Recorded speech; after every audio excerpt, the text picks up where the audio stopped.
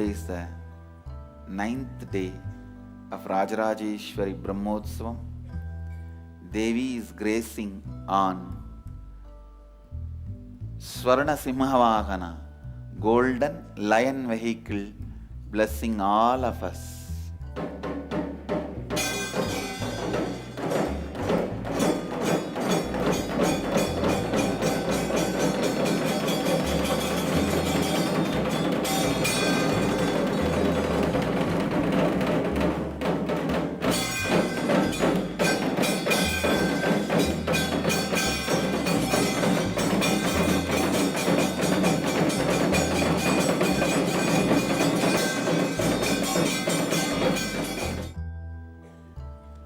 Blessed are those who are always established on realization of reality.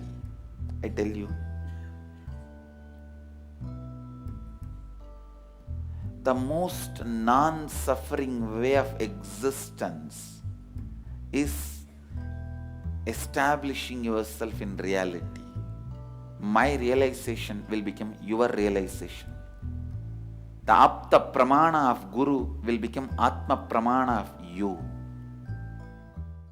March 3rd, Jivan Mukti Jayanti.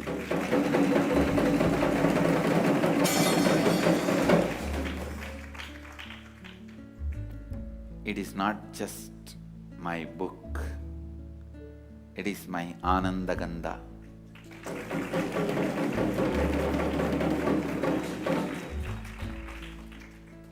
Whoever holds that book are holding my Ananda Gandha means pure consciousness,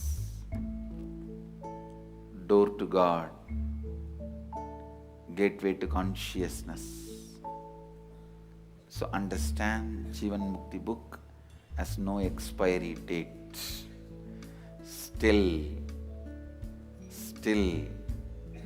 it stands out to be the one of the best gifts delivered to the world through me. So this whole month, let's celebrate by distributing Jivan Mukti book in as many languages as possible as a gift to people. Today, whoever calls in, they will receive Jivan Mukti book in the language you want, as much as stock available. தன்னைத்தானே படிக்கிறதுங்கிறது, தன்னைத்தானே வாசிக்கிறது மிகப்பெரிய விஷயம். அதை தெரிஞ்சிட்டோம்னா அதுக்கு மீறி வேற ஒண்ணுமே விஷயம் கிடையாது. அந்த உங்களை நீங்களே வாசிக்கக்கூடிய ஒரு அற்புதமான ஒரு விஷயத்தை இந்த புத்தகத்தின் மூலமா ஒரு கள்ளச்சாவியா உங்களுக்கு கொடுத்துருக்காரு. நல்ல சாவின்னு சொல்ல, நான் கள்ளச்சாவின்னு சொல்றேன். ஏன் நான் கள்ளச்சாவின்னு சொல்றேன்னா, நல்ல சாவின்னு வச்சுங்க, ஒரிஜினலான சாவின்னா நேராக போய் பூட்டை திறக்கும். இந்த கள்ளச்சாவி வந்து நைஸா உள்ள போகும். ஏன்னா அடுத்தவன் பூட்டு இல்லையா, அதனால அது நுழையும் போது நுழையிறதே தெரியாம போகும். உங்களுக்குள்ள இது எப்ப பதிவாச்சுன்னு புரியாத அளவுக்கு உங்க மனசுக்குள்ள போய் ஒரு கள்ளச்சாவி மாதிரி இந்த புத்தகம் போய் சேரும். எங்களுக்கு சத்தியமாக ஆச்சரியமாக இருக்கு. நானெல்லாம் படித்தவன் இல்லை என்று சொல்லவில்லை. ஆனால் உங்களை படிக்கவில்லையே, உங்கள் புத்தகத்தை படிக்கவில்லையே, உங்களுடைய ஆன்மீகத்தை படிக்கவில்லையே, உங்களுடைய அருமை தத்துவத்தை படிக்கவில்லையே. எவ்வளவு எளிமையாக நீங்கள் சொல்லி இருக்கிறீர்கள். நீங்கள் எழுதிய புத்தகத்தில் எதை தொட எதை விட திக்கு முக்காடி திண்டாடி கொண்டிருக்கிறேன். இது கேட்டாலும் கலியுகம் என்று சொல்லி நம்மை நாமே ஏமாற்றிக் கொண்டிருக்க கூடாது. இது கலியுகம், இப்படிதான் நடக்கும் இல்லை, இப்படி நடக்கக்கூடாது. இப்படி நடக்காம இருக்கிறது நாம் என்ன செய்யணும்னா அமைதியான வழியை தேட வேண்டும். அந்த அமைதியான வழியை தேட வேண்டும் என்றால் சிறந்த குருக்களை நீங்கள் தேட வேண்டும். அப்படிப்பட்ட சிறந்த குருவை தேடி இருக்கிறீர்கள். யோக சூத்திரங்கள் சாஸ்திரங்கள் இருக்கிற மர்மமான சூஷ்மமான விஷயங்கள்லாம் இருக்கு. அதையெல்லாம் முதல்ல எனக்கு இவரை பார்த்தா யார் மாதிரி தெரியுமா இருக்கு? ராமானுஜன் ஒருத்தர் கோயில் மேல இருந்து மக்களுக்கெல்லாம் இதுதான் மோட்சமடையக்கூடிய மந்திரம் சொன்னதை அத்தனை மக்களுக்கு சொல்லிட்டார். அதே மாதிரி பதஞ்சலி யோக சூத்திரங்களையும் மற்றும் எத்தனையோ உபனிஷதங்களையும் இருக்கிற அந்த உண்மையான அரிய பொக்கிஷமான கருத்துக்களை எல்லாம் எடுத்து எளிய முறையில் பாமர மக்களுக்கும் புரியும் வகையில் ஒரு புக்கு போட்டாரே, பெரிய விஷயம். அது ரொம்ப பெரிய விஷயம். சுவாமி அவர்கள் நான் உலகத்துக்கு சொன்னது, சொல்வது, சொல்லப் போவது, சொல்ல நினைத்து சொல்லாமல் விடப்பட்டு போவது, இவை அனைத்தும் அனைத்தையும் சாரத்தையும் இந்த ஒரு புத்தகத்தில் சொல்லிவிட்டேன் என்று சொல்லிவிட்டார்கள். இல்லை இல்லை இல்லை, இந்த உலகம் எங்கேயோ போய் கொண்டிருக்கிறது. ஆக இன்னும் நீங்கள் இந்த உலகத்திற்கு இன்னும் நிறைய எடுத்துச் சொல்ல வேண்டும். உங்களால் முடியும். திருஞான சம்பந்தருக்கு பார்வதி தேவி பால் கொடுத்த மாதிரி உங்களுக்கு இந்த சின்ன வயதில் உங்களுக்கு காளி தேவி உங்களுக்கு பால் கொடுத்திருக்கிறார். ஆக நீங்கள் இந்த உலகத்திற்கு கொண்டு செல்வதற்கு இன்னும் நிறைய உங்களால் முடியும் முடியும். இந்துக்களுக்கு புனித நூல் பகவத்கீதை, இஸ்லாமியருக்கு புனித நூல் குர்ஆன், கிறிஸ்தவர்களுக்கு புனித நூல் பைபிள், மனிதர்களுக்கு புனித நூல்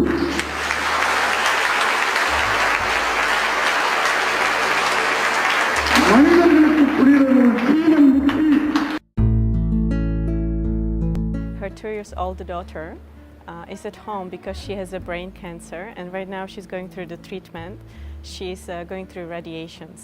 It's the first week she didn't need any blood transfusion, so I think these are huge miracles.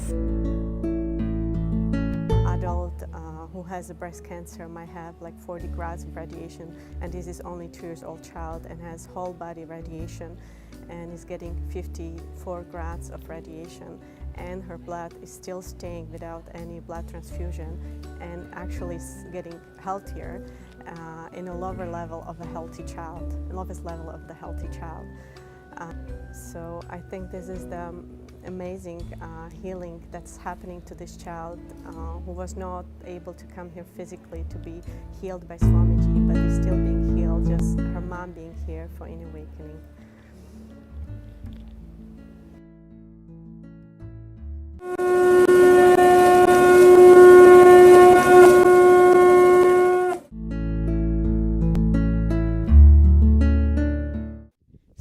Ishvara moves, but Isha itself doesn't move, it's unmoving. But it says Isha is both moving and unmoving.